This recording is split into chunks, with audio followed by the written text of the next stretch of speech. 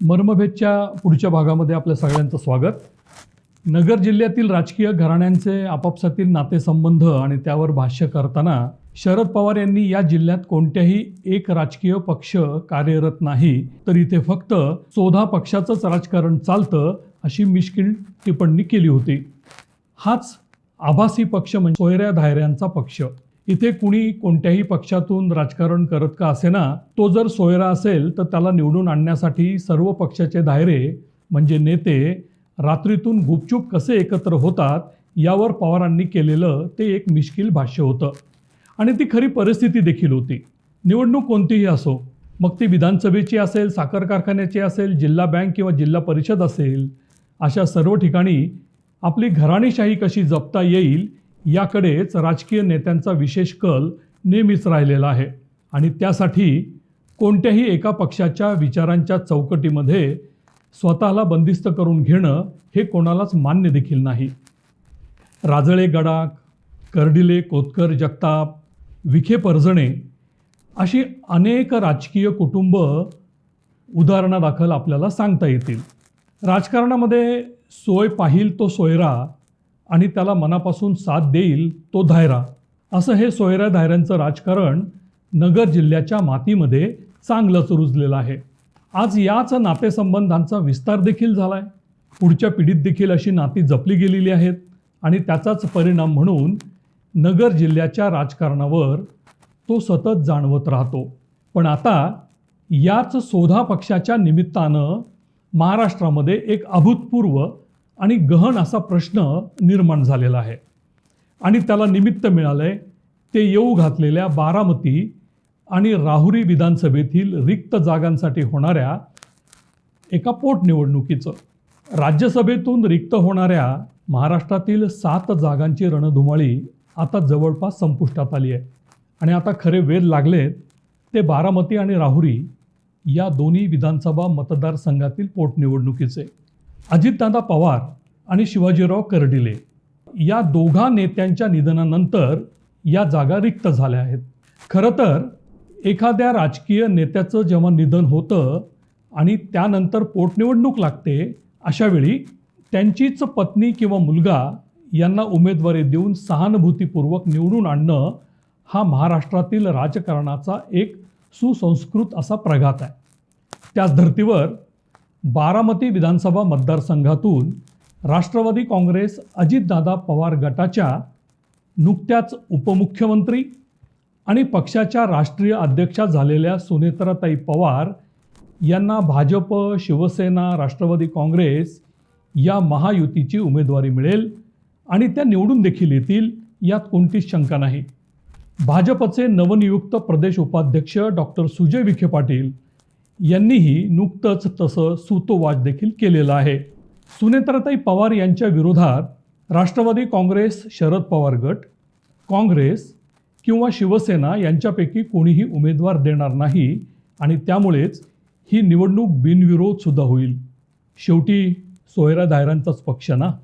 राज्यसभेच्या 7व्या जागेवरून झालेलं राजकारण जर आपण अगदी बारकाईनं समजून घेतलं तर शरद पवार यांचाही कल हळूहळू भाजपच्याच बाजूने झुकलेला आपल्याला पाहायला मिळेल. या जागेवर शरद पवार यांच्याऐवजी अन्य कोणाला उमेदवारी महाविकास आघाडीकडनं जर दिली गेली असती तर भाजपने आपला 7वा उमेदवार देखील रिंगणात उतरवला असता. पण आता प्रत्यक्षामध्ये तसं घडलेलं नाही. शरद पवारांच्याच उमेदवारीचा आग्रह धरून भाजपनं महाविकास आघाडीला, विशेषतः शिवसेना उद्धव बाळासाहेब ठाकरे गटाला एक चांगलाच धोबीपछाडही दिला. कुटुंबातीलच उमेदवार आणि राज्यसभेची खासदारकी या दोन्ही बाबी विचारात घेऊन महाविकास आघाडी सुनेत्राताई पवार यांच्या विरोधात उमेदवार देण्याचं धाडस नक्कीच करणार नाही आणि त्यामुळेच ही निवडणूक बिनविरोध होण्याची दाट शक्यता आहे.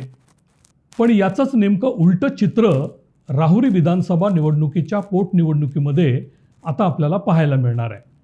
शिवाजीराव कर्डिले भाजपचे ज्येष्ठ नेते, त्यांच्या निधनामुळे रिक्त झालेल्या या जागेवर त्यांचा मुलगा अक्षय शिवाजीराव कर्डिले यांना महायुतीकडून उमेदवारी मिळेल, ही तर जणू काही काळ्या दगडावरची रेघ. जो न्याय बारामतीला तोच न्याय राहुरीला आणि तसेच संकेत डॉक्टर सुजय विखे पाटील यांनी सुद्धा दिलेले आहेत. आता फक्त प्रश्न एवढाच आहे की प्राजक्त प्रसाद तनपुरे नेमकं काय करणार. राहुरीवरील आपली अनेक वर्षांची सत्ता राखण्यासाठी या पोटनिवडणुकीकडे संधी म्हणून पाहणार की अक्षय कर्डिले यांना सहानुभूतीपूर्वक निवडून देण्यासाठी भाजपच्या विखे गटाला सहकार्य करणार. नेमका इथेच राजकारणातील एक ट्विस्ट पाहायला मिळणार आहे. राष्ट्रवादी काँग्रेस शरद पवार गटाचे प्रदेशाध्यक्ष जयंतराव पाटील हे प्राजक्त तनपुरे यांचे मामा. प्राजक्त दाता आता कसं तर मामा म्हणतील तसं असं हे राजकारण. एकीकडे बारामतीमध्ये सुनेत्रा पवार या कुटुंबातीलच असल्यामुळे तिथे त्यांच्या विरोधात उमेदवार न देऊन न्याय करायचा आणि राहुरीमध्ये मात्र कुटुंबातीलच उमेदवाराला निवडणुकीच्या रिंगणातून दूर ठेवून त्यांच्यावर अन्याय करायचा, अशी ही कसरत खरं तर आता जयंतराव पाटील यांना करावी लागणार आहे. शरद पवार यांच्यासाठी जयंतराव पाटील हा कौटुंबिक द्रोह करतील की नाही आणि प्राजक्त तनपुरे त्यांना साथ देतील की नाही, हा या निमित्तानं उपस्थित होणारा खरा प्रश्न आहे. सोधा पक्षामध्ये निर्माण झालेला हा एक मोठा पेच प्रसंगच आता म्हणावा लागेल. 1995च्या विधानसभा निवडणुकीमध्ये तत्कालीन नगर उत्तर मतदारसंघातून शिवाजीराव कर्डिले पहिल्यांदाच अपक्ष म्हणून निवडून आले होते. दादा पाटील शेळके यांनी दिलेल्या उमेदवार विजयाताई कुटे यांचा त्यांनी जवळपास 26,000 मतांनी पराभव केला होता. 2008मध्ये हा मतदारसंघ पुनर्रचनेच्या प्रक्रियेमध्ये संपुष्टात आला. दरम्यानच्या काळात अपक्ष आमदार, राष्ट्रवादी काँग्रेसचे सहयोगी आमदार आणि नंतर भाजप प्रवेश अशी राजकीय कारकीर्द शिवाजीराव कर्डिले यांची राहिली. राहुरी मतदारसंघावर डोळा ठेवूनच कर्डिले यांनी त्या काळामध्ये भाजपमध्ये प्रवेश केला. त्याचा अर्थातच त्यांना फायदा देखील झाला. तोपर्यंत राहुरी मतदारसंघ म्हणजे प्रसाद तनपुरे यांची मक्तेदारी होती. राहुरी सहकारी साखर कारखाना असू द्या किंवा त्या अनुषंगानं निर्माण झालेल्या वेगवेगळ्या संस्था असू द्या, सर्व ठिकाणी तनपुरे गटाचा चांगलाच पगडा होता. त्यांच्या एक खांबी वर्चस्वाला शह देण्यासाठी वांबुरीचे सुभाष पाटील, रावसाहेब साबळे, रामदास पाटील धुमाळ आणि भाजपचे चंद्रशेखर पाटील कदम यांच्या नेतृत्वाखाली राहुरी तालुका विकास आघाडी अस्तित्वात आली होती. आणि या आघाडीला संपूर्ण राजकीय पाठबळ होतं ते प्रवरेच्या विखे गटाचं. त्या काळामध्ये मुळा प्रवरा विद्युत संस्था देखील अस्तित्वात होती. या संस्थेचे चेअरमन असताना राधाकृष्ण विखे पाटील यांच्यावर भ्रष्टाचाराचे अनेक आरोप झाले. ते करण्यामागे तनपुरे गटाचाच पुढाकार होता. परंतु ऑडिट रिपोर्टमध्ये दिसणारे हे आकडे म्हणजे खरं तर विजेची खरेदी आणि विक्री दरामध्ये असलेली अनियमितता आहे, असा खुलासा राधाकृष्ण विखे पाटील यांनी केला होता. खरं तर याच मुद्द्यानंतर विखे विरुद्ध तनपुरे असा संघर्ष उत्तरेमध्ये पेटलेला. राहुरी कारखाना आणि प्रवरा सहकारी साखर कारखाना यांच्यामध्ये ऊसाची पळवापळवी देखील मोठ्या प्रमाणावर सुरू झाली होती आणि त्यातूनच राहुरीमध्ये मोठा संघर्ष त्या काळात पेटलेला आपल्याला पाहायला मिळाला. परंतु विखे पाटलांचा जोर आणि त्याला विकास आघाडीनं दिलेली साथ यामुळे कारखान्यामध्ये तेव्हा सत्तांतरही झालं. याच काळात सभासदांना सोन्याच्या अंगठ्या वाटल्या गेल्या अशा स्वरूपाची एक अफवा देखील पसरलेली होती. दरम्यानच्या काळामध्ये दक्षिणेमध्ये शिवाजीराव कर्डिले आणि बाळासाहेब विखे पाटील असा एक संघर्ष वाळू उपशाच्या मुद्द्यावरून निर्माण झाला.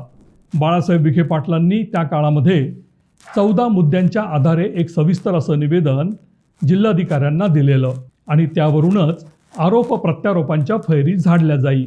कालांतराने दोघांमधला हा विरोध अर्थातच मावळला. विखेंच्या आधीच कर्डिले भाजपमध्ये देखील आले. त्यांच्या या भाजप प्रवेशावरून पक्षाचे जुने नेते चंद्रशेखर पाटील कदम देखील त्या काळामध्ये चांगलेच नाराज झालेले आपण पाहिलं. पुढे मात्र पक्षाचे नेते म्हणून कर्डिले यांना विखेंनी देखील स्वीकारलं आणि राहुरीमध्ये राजकारण करण्यासाठी कर्डिलेंच्या पाठीशी विखेंनी आपली ताकद उभी केली. आजही विखे जर पाठीशी असतील तर भाजपचे उमेदवार म्हणून अक्षय कर्डिले निश्चितच या मतदारसंघातून निवडून येतील. फक्त ही निवड बारामतीप्रमाणेच बिनविरोध होईल का, एवढाच काय तो प्रश्न आहे. तनपुरे विखे संघर्ष हा काही नवा नाही, त्याला अनेक वर्षांचा इतिहास आहे. त्यामुळे केवळ विखे सांगत आहेत म्हणून अक्षय कर्डिले यांच्या विरुद्ध प्राजक्त तनपुरे निवडणूक लढणार नाहीत असं म्हणणं म्हणजे जरा धाडसच ठरू शकतं. त्यांचे मामा जयंतराव पाटील निवडणूक न लढण्याचा आग्रह पक्षासाठी म्हणून धरतील, परंतु मग बारामतीसाठी न्याय आणि राहुरीमध्ये स्वतःच्याच भाच्यावर अन्याय असं का, याचं उत्तरही त्यांना द्यावं लागेल. या पार्श्वभूमीवर जयंतराव पाटील कौटुंबिक द्रोह करतील का, आणि केलाच तर तो तनपुरे यांना मान्य होईल का, या प्रश्नाचं उत्तर अर्थातच येणारा काळच सांगू शकेल. धन्यवाद.